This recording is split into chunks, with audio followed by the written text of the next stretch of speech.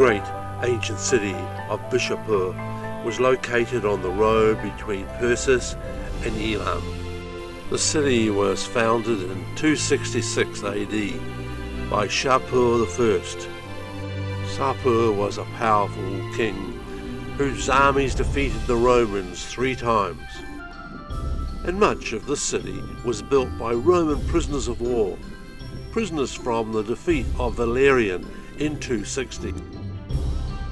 As with many of the historic Persian sites, the city was built where earlier settlements had been established. The city's focal point was this building, Anahita Temple. The sun again shows the goddess Mitra, God Mitra for us. In any case, they have the religious ceremony here, and they're coming 7 meters down because it is a subterranean canal crossing this area, or they bring the water from the river at the side of it. You saw the river over there. So they have actually, there is some places that the water comes into this small basin. So they fill this up as a pool. Yeah.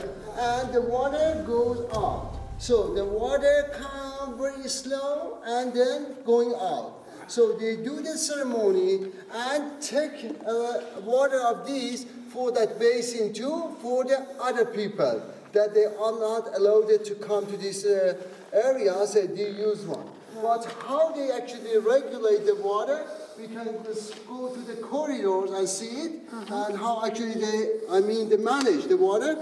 And at the top of it, it was a 2 statue of which animal? Lion? Is that 2-headed thing?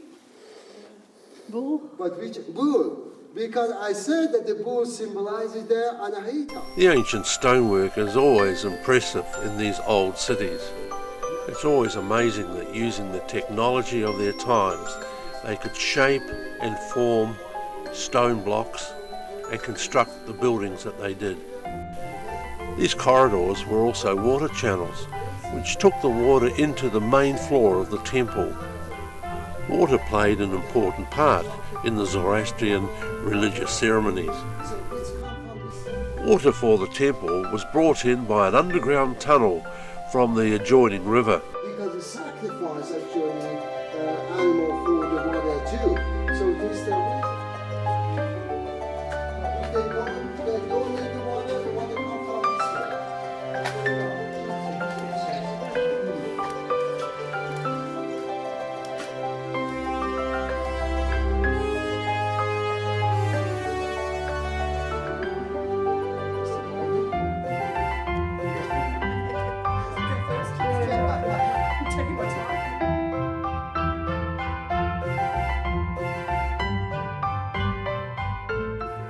Beside the Anahita Temple, there was also a royal palace, and this was the space of the palace's ceremonial hall.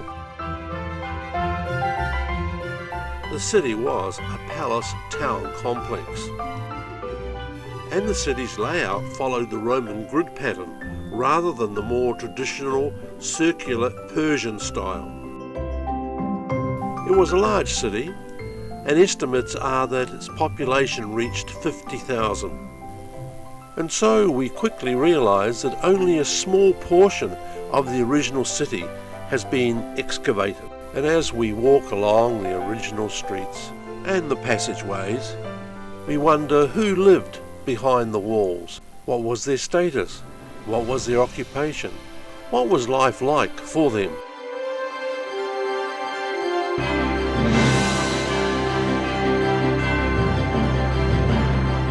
Many of the interesting artefacts discovered by the archaeologists have ended up in museums overseas, or some in the National Museum of Iran.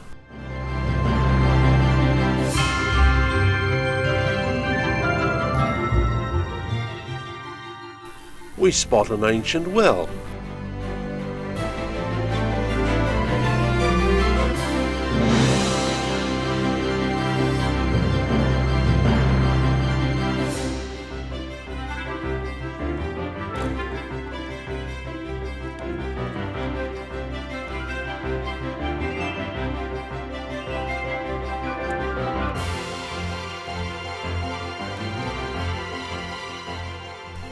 This doorway takes us into what must have been once a temple or a ceremonial hall. The centre of the building had 12 tall columns with side rooms attached, but all that remains are some of the decorated column bases and the outline of the adjoining rooms.